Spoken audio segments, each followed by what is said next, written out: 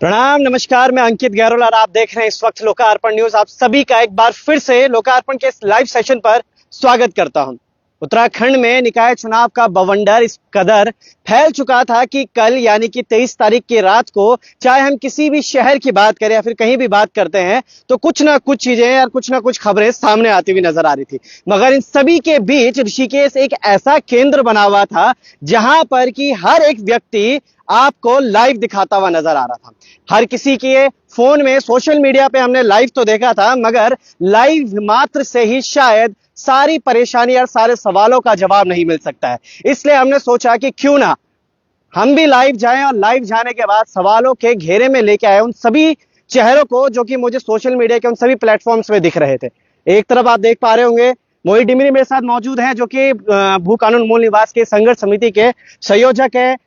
लूशन भाई साथ है, सह संयोजक है। मीडिया प्रभारी से मेरे साथ आशुतोष भाई हैं। और अगर प्रवक्ता की बात करें तो हर बार आपको मिलाता हुआ जरूर नजर आता हूं मैं हिमांशु रावत जी से, जो कि प्रवक्ता है भू कानून मूल निवास संघर्ष समिति के। मगर सबसे पहला सवाल मोहित भाई से मैं ये पूछूंगा कि सर, निकाय चुनाव की जो होड़ चल रही थी पूरे उत्तराखंड में, ऋषिकेश एक बड़ा केंद्र बना हुआ था, मगर ऋषिकेश से कल रात यानी कि 23 तारीख की रात को एक खबर बड़ी ही तेजी से वायरल होती हुई नजर आती है कि पेटी बदल दी गई है, पेटी पे स्टैंप नहीं है, गाड़ियों में मजिस्ट्रेट की गाड़ियों में खाली पेटी को कई झंडे डंडे लेकर जाया जा रहे हैं। क्या कुछ था कल का विषय, किस तरीके से आप देख रहे थे और क्या सारी चीजें हुई थी उस बारे में बात करते हैं। देखिए, कल जैसे ही हमें सेक्टर मजिस्ट्रेट की गाड़ी में बीजेपी के झंडे दिखाई दिए और उसमें एक मतपेटी दिखाई दी, इसका वीडियो वायरल हुआ, तो हम लोग सजग हो गए। हम लोग स्ट्रांग रूम की ओर पहुंचे। यहाँ पर हम लोगों ने इसका विरोध किया। हमने कहा कि ये चल क्या रहा है, चुनाव आयोग सोया कहाँ है? चुनाव आयोग तो सिर्फ सरकारी के हाथों में कठपुतली बनकर रह गया है, सरकार के इशारों पे नाच रहा है। अगर सेक्टर मजिस्ट्रेट की गाड़ी में बीजेपी के झंडे पाए जा रहे हैं, एक खाली मत पेटी उसमें है, तो सवाल तो खड़े होंगे ही कि आखिर ये चल क्या रहा है, कहीं चुनाव को प्रभावित करने की साजिश तो नहीं हो रही है। तो यहाँ पर आए, इसका विरोध हुआ और जो लगातार स्ट्रांग रूम के लिए जो मत पेटियां आ रही थी बूथों से, एक एक मत पेटी की हमने यहाँ पे जांच की। इसमें कई मत पेटियां ऐसी थी जिस पर सील नहीं थी, तो हमने उसका विरोध किया। हमने कहा इस पर सील क्यों नहीं है, क्योंकि हर एक मत पेटी पर सील होना बहुत जरूरी होता है। कुछ पर थी, कुछ पर नहीं थी, तो उसका भी विरोध हुआ। तो हमने उस पर दोबारा से सील करवाया स्ट्रांग रूम में अपने सामने। जब तक उस पर ताले नहीं लग गए, वो सील नहीं हो गया, तब तक हम यहाँ पर सुबह 5 बजे तक रहे। हमें पूरी आशंका थी कहीं ना कहीं गड़बड़ियां हो सकती थी, क्योंकि हम सुबह से घटनाक्रम देख रहे थे किस तरह से चुनाव को, मतदान को धीमा करवाया गया ताकि लोग परेशान होकर अपने घरों को लौट जाए, और ऐसे में कई लोग अपने वापस घर लौट गए बिना मतदान के। ऐसी स्थितियां पैदा की गई। मैं आपके पास वापस आता हूँ। लुशन भाई, कल एक और चीज सामने आ रही थी। 23 तारीख को दिन में यह भी कहा जा रहा था कि गुमानी वाले क्षेत्र से एक पेटी जिसमें खाली है, उन सारी चीजों के बारे में बात हो रही थी, लाइट काट दी गई, सारी चीजों पे बात हो। इस बारे में क्या है, कितनी सच्चाई है, क्या सच में सिर्फ ये एक भ्रम फैलाया जा रहा है, फिर वाकई में ऐसा कुछ हुआ? देखिए, भ्रम तो नहीं फैलाया गया था, क्योंकि सच में वहाँ अनियमितताएं आ रही थी। क्योंकि जो मैं खुद मनसा देवी के वार्ड में मौजूद था, वहाँ खुद जब अंधेरा हो गया था तो बहुत सारे मतदाता जो अंदर थे, तो वहाँ बिजली नहीं थी, करीबन आधे घंटे बिजली नहीं थी। तो उसके बाद जब लोगों ने हंगामा किया, जब भाई मोहित डिमरी जी वहाँ आए, उसके बाद बड़ा बवाल हो गया था। उसके बाद वहाँ जब प्रशासन के हाथ पांव फूल गए थे कि क्या हो रहा है, तब जाके वहाँ बिजली की पुनः आई। और लगातार वहां ये देखने को भी मिला था कि जो वोट देने आ रहा था उससे पहले ही कोई और उसके नाम का वोट दे चुका था, और उस व्यक्ति को वोट देने नहीं दिया गया, मना कर रहा है कि आपसे पहले ही कोई और वोट दे के आ गया। और ये जो बात आ रही थी कि वहां भी बहुत बड़ी संख्या में मतदाताओं के नाम मतदाता सूची से गायब थी। तो भाई, अभी आपने एक लाइन बोली कि पहले ही किसी उसके नाम पे कोई और वोट डाल चुका था, तो जब सिक्योरिटी चेक किया जा रहा था, वहां पे आधार कार्ड चेक किया जा रहा था, नाम चेक किया जा रहा था, तो उस दौरान ये नहीं देखा जा रहा था कि एक्चुअल में ये वही व्यक्ति है कि नहीं है? देखिए, ये तो सबसे बड़ी दुर्भाग्य की बात है कि आपने जिस व्यक्ति को वोट डालने दिया, लोगों ने पूछा कि आपने किसको वोट डालने दिया, प्रशासन से दिया, वो बोल ही नहीं पाए कुछ, कि वो बोले कि हम आपकी वजह कोई और वोट दे गया। तो उन्होंने इस मतलब वो उन्होंने ये हामी भर दी कि फर्जी वोट पड़ चुका है। और जब उस व्यक्ति ने बोला कि भाई मेरा वोट किसने डाला है, उसकी आप कोई फोटो दिखाओ या कोई सीसीटीवी फुटेज हो उसको वोट डालने का, वो दिखाओ, तो आप उस व्यक्ति को सामने तो लाओ, पता तो चले कि वो कौन व्यक्ति है। पर शासन प्रशासन के हाथ पांव फूल गए, तो कुछ बोल ही नहीं पाए कि हमने आपके कोई आपकी वजह से कोई और वोट दे गया है, हाँ। तो आपके बदले कोई और वोट दे गया है। तो इस तरह से जो घटनाक्रम हो रहा था, तो सुबह से ही पूरी शासन प्रशासन और सरकार का जो वो चल रहा था, जो ये सांठ-गांठ चल रही थी, ये सुबह से देखने को मिल रही थी। चाहे वो एक धीमी वोटिंग परसेंटेज, वो वोटिंग कराने की कोशिश की गई हो, वोटर लिस्ट से नाम गायब करने की कोशिश की गई हो, चाहे वो शाम को जो अंधेरे में वोटिंग कराने की बात कही गई हो, और तमाम तरीके से और भी जो प्रपंच रचे जा रहे थे, क्योंकि जो सेक्टर मजिस्ट्रेट की गाड़ी में भाजपा के झंडे मिल रहे थे, खाली मतपेटी मिल रही थी, तो लोगों ने वहां उस गाड़ी को पकड़ा, सवाल पूछे उनसे कि भैया आपके कैसे बीजेपी के झंडे इस गाड़ी में घूम रहे हैं। वापस आता हूँ आपके पास।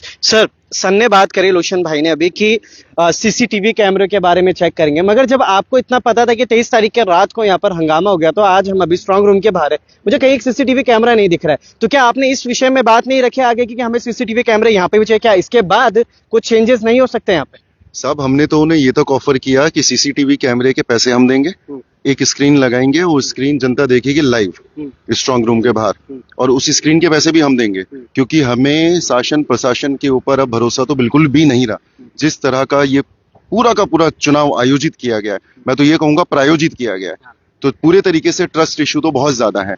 तो डिमांड तो हमने कई बार करी है, और डिमांड तो हमने बहुत सारी करी है। इससे पहले भी हम मिले थे जब हम तहसील में थे, और जब हमने देखा था कि कितने सारे हमारे जो मतदाता हैं उनका मतदाता सूची से नाम ही काट दिया गया है, हम वहां पे गए, हमने वहां पे डिमांड रखी, जवाब में हमें क्या मिलता है कि जांच करेंगे।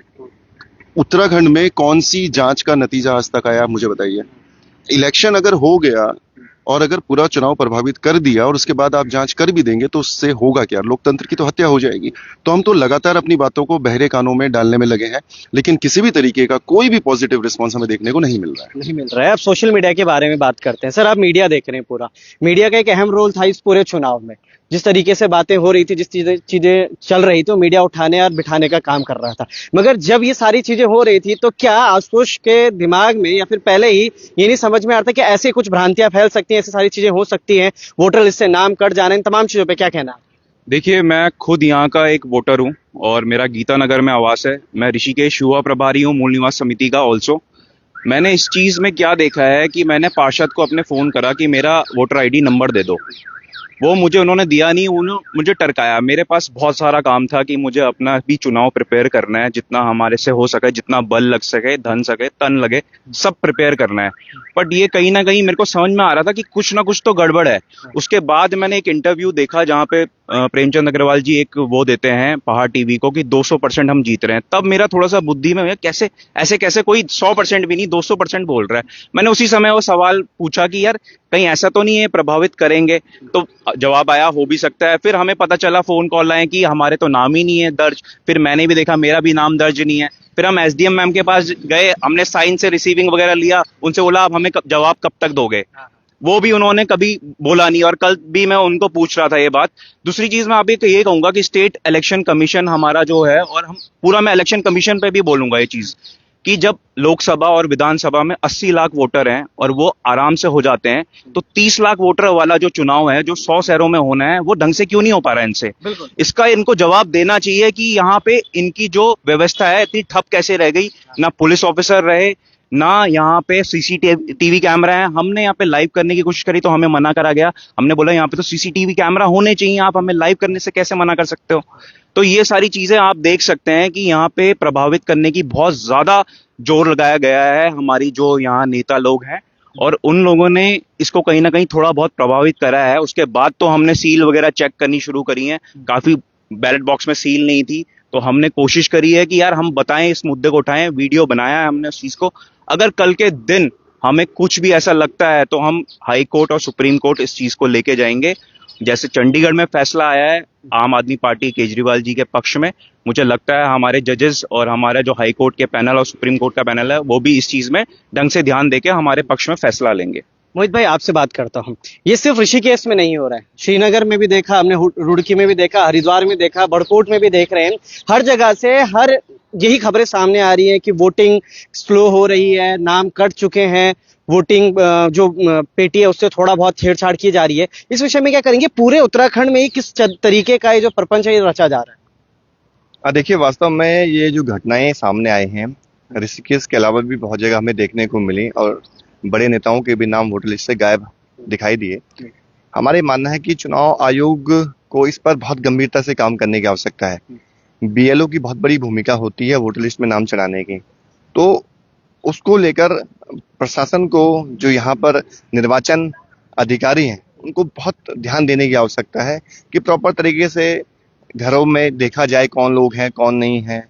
एक एक व्यक्ति की पहचान होनी चाहिए, उसका नाम काटा जाए जो अब उस शहर को छोड़ चुका है या उस गांव को छोड़ चुका है। ये बहुत जांच का विषय है, लेकिन होता क्या है कि ये इसमें एक तरह की साजिश भी हो जाती है नाम काटने की। आपस में ही किसी के प्रति दुराभाव रहता है तो नाम कटवा दिए जाते हैं, तो इस तरह की साजिशें नहीं होनी चाहिए। और जिस तरह से हमने ऋषिकेश में, तो यहाँ पर तो बहुत ही ज्यादा लोगों के नाम कटे, 1 2 4 5 10 लोगों की बात नहीं है। यहाँ तो 5 5 6 6 7 700 लोगों के नाम एक एक वार्ड से गायब हैं। तो इसमें कहीं ना कहीं फिर बड़े सवाल खड़े होते हैं। तो आप इसको साजिश कैसे कह रहे हैं? क्योंकि यही चीज सिर्फ ऋषिकेश में नहीं हुई है, हर पूरे अगर 13 जिलों की बात करें तो हर एक जगह पे जहां जहां निकाय चुनाव हुए थे वहां हर जगह पे वोटिंग लिस्ट से नाम कटे हुए थे सारी चीज जगहों से। तो आप इसको साजिश का नाम कैसे दे सकते हैं? आप कैसे बोल सकते हैं कि बीएलओ की भी गलती? क्या हर जगह एक ही बीएलओ या फिर एक ही बीएलओ की टीम जा रही थी? देखिए, इसमें क्या है कि ऋषिकेश को लेकर हम क्यों कह रहे हैं, इसके पीछे भी कारण है। ऋषिकेश में 10 से 12 हजार लोग, हो सकता है संख्या से भी ज्यादा हो, उनके नाम वोटर लिस्ट से गायब है। और जगह क्या है, कहीं 50 नाम गायब होंगे, कहीं 60 नाम गायब होंगे, कहीं 100 नाम गायब होंगे। ज्यादा से ज्यादा 1000 लोगों के नाम एक निकाय क्षेत्र से या निगम क्षेत्र से गायब होंगे। यहाँ तो बहुत ज्यादा लार्ज स्केल पे लोगों के नाम गायब हुए हैं। तो कहीं ना कहीं सवाल अपने आप में खड़े होते हैं, आखिर इसके पीछे क्या कारण रहे कि इतने सारे लोगों के नाम गायब कर दिए गए? इतनी बड़ी चूक कैसे हो सकती है? क्या इससे पहले ही पूरा षड्यंत्र रचा जा चुका था कि किस तरह से हमको नाम गायब करने हैं और आने वाले समय में चुनाव को प्रभावित करना है? तो ये तो हमारे सवाल हैं, इस पर हम तो जांच की मांग कर रहे हैं। चाहे इसमें किसी की भूमिका भी हो, चाहे बीएलओ की भूमिका हो, यहाँ के नेताओं की भूमिका हो, अधिकारी की भूमिका हो, या संबंधित कई बार पार्षदों की भूमिका भी इसमें होती है। जिसकी भी भूमिका रही हो उसकी जांच हो, उसके खिलाफ कानूनी कार्रवाई हो। आखिर इतनी बड़ी त्रुटि कैसे हो सकती है, लापरवाही कैसे की जा सकती है? तो चुनाव आयोग को इस पे रिफॉर्म करने की भी आवश्यकता है। चुनाव आयोग को बहुत गंभीरता से आने वाले समय में निष्पक्ष चुनाव कैसे हो, इस पर चुनाव आयोग को काम करना चाहिए। क्योंकि जो हमने पूरा चुनाव कल देखा, इसमें बहुत सारी कमियां नजर आई। अब आप देखिए, लोग देर रात तक, यानी कि 9-10 बजे तक मतदान चलता रहा और व्यवस्थाएं जीरो थी। अब व्यवस्थाओं में चुनाव चल रहा, कहीं लाइट जा रही है, अंधेरा हो जा रहा है, तो किस तरह से मतदान हो रहा था ये भी अपने आप में देखने वाली बात है। आज के इस युग में हम एक मतदान जो चुनाव है उसको भी हम सही तरीके से नहीं करवा पा रहे हैं। तो कहीं ना कहीं खामियां हैं सिस्टम में, या कहीं ना कहीं कुछ बहुत सारी गड़बड़ियां हैं जिस वजह से चुनाव सही तरीके से नहीं हो पा रहा है। तो ये खामियों को दूर करने के लिए चुनाव आयोग को गंभीरता से काम करना चाहिए, और नहीं तो यही माना जाएगा चुनाव आयोग सरकार की कठपुतली बनकर रह गया है, इसको हम निष्पक्ष कैसे माने? तो बहुत सारे अपने आप में सवाल खड़े होते हैं, जिस पर चुनाव आयोग को, हमारी सरकार को, हमारे सिस्टम को बहुत ज्यादा गंभीरता से ध्यान देने की आवश्यकता है। बहुत ध्यान देने की आवश्यकता है। चुनाव एक पर्व होता है लोकतंत्र का, जिसको कि निष्पक्षता से अगर चलाया जाए तो शायद बहुत अच्छे तरीके से चुनाव भी होंगे और चुनाव के परिणाम भी निकलेंगे। कई लोग थे इस पूरे चुनाव में जिन्होंने कि अपने बारे में बताने का प्रयास किया, कैंडिडेट्स थे जिन्होंने अपने आप को जताने का प्रयास किया। जनता ने 23 तारीख का दिन चुना था और 23 तारीख के दिन ही अपने मत को देने का भी यहाँ पे मौका मिला था। मगर क्या करे, किसी किसी के तो नाम ही नहीं थे वहां पे मौजूद, मगर जिसके नाम थे तो फिर वोटिंग स्लो हो गई थी। क्या कुछ इसके पीछे का कारण था? चुनाव आयोग को इसके बारे में संज्ञान लेना चाहिए और बात करनी चाहिए। मगर अब है दिन 25 तारीख का, यानी कि कल होगी गिनती, और गिनती में कौन जीतता है, कौन हारता है, किसके नाम चढ़ती है मेयर पद की सीट ऋषिकेश की, और कौन उसका हकदार होता है, वो भी देखना बाकी है। बने रहिएगा लोकार्पण के साथ। बहुत बहुत धन्यवाद। जय हिंद, जय भारत, जय उत्तराखंड।